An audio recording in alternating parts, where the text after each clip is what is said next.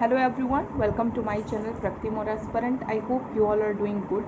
सो आज का हमारा टॉपिक है इम्पोर्टेंस ऑफ इंग्लिश. तो इंग्लिश सच में बहुत इम्पॉर्टेंट हो गया है आज. पहले भी था बट अब इसका स्कोप बढ़ता जा रहा है. इसका मतलब ये नहीं है कि हम सब कुछ छोड़ के, हिंदी छोड़ के, अपनी नेटिव लैंग्वेज छोड़ के हम इंग्लिश में बात करें. ऐसा कुछ भी नहीं है. हमें लैंग्वेज आना चाहिए.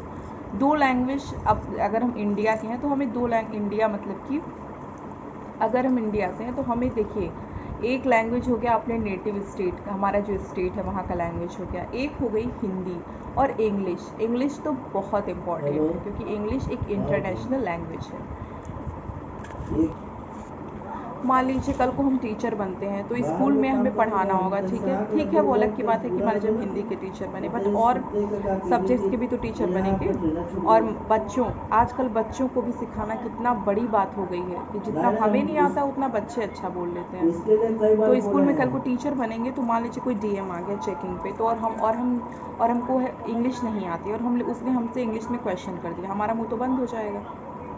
तो और इसी तरीके से मान लीजिए हम एसआई अगर बने या फिर कोई और अच्छी पोस्ट, कोई गवर्नमेंट पोस्ट हो गया, प्राइवेट जॉब हो गया, कुछ भी हो गया, हम वहाँ कॉन्फ्रेंस में खड़े हैं, सेमिनार हो रहा है. मान लीजिए कोई ऐसे इंसान से हमारा हो जाता है बात जो कि इंग्लिश ही सिर्फ बोलता हो और उस समय हमें इंग्लिश में ही बोलना हो, अपने आप को प्रेजेंट करना हो, तो हम क्या डम हो जाएंगे हम. तो अभी भी समय हमारे पास. हाँ, मैं भी इंग्लिश बोलती हूँ, मुझे भोजपुरी आती है. भोजपुरी हम लोग की सबसे प्यारी language Bhojpuri, I love that. और हिंदी, उसके बाद इंग्लिश भी आती है बट मतलब कि थोड़ा सा बहुत दिन हो गया बोले. सो यूनिवर्सिटी ऑफ इलाहाबाद से जब पढ़ाई हुई ना, वहाँ पे बच्चे फ्रेंड्स जो थी सिर्फ भोजपुरी हिंदी तो थोड़ा हो जाता था. But yes, still I am good at English.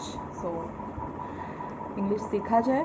और कुछ ऐप्स हैं, एक जैसे एल्सा हो गया, एल्सा ऐप है.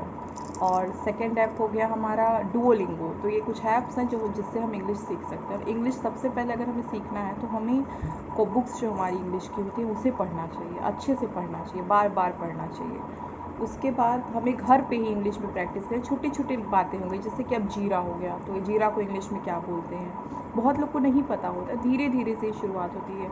आप क्या कर रहे हैं, व्हाट आर यू डूइंग, या आप क्या देख रहे हैं, व्हाट आर यू वॉचिंग. तो इस तरह से धीरे धीरे प्रैक्टिस करनी चाहिए अपने बच्चों के साथ. इनको देखिए तरह तरह का ऐसा एक्टिविटी करती है ना. तो यही है, और प्रैक्टिस करते रहिए. मिलते हैं नेक्स्ट वीडियो में. तब तक के लिए बाय बाय. और please subscribe my channel if you like my